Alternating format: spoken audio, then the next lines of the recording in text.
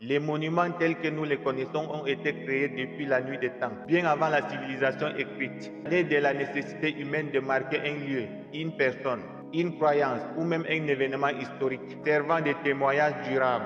Après la réunification des deux parties du Cameroun le 1er octobre 1961, puis l'unification du Cameroun le 20 mai 1972, le premier président du Cameroun, Ahmadou Ahidjo, lance le projet de construction du monument de la réunification, dans le but d'immortaliser et de symboliser l'unité du pays retrouvé. La réalisation du projet sera donc confiée à l'architecte français Armand Salomon et le sculpteur camerounais Gédéon Kondo, qui a réalisé la statue du vieillard portant les enfants, et le père Angelbert Vin, qui a pour sa part réalisé des tableaux muraux pour le sous-sol.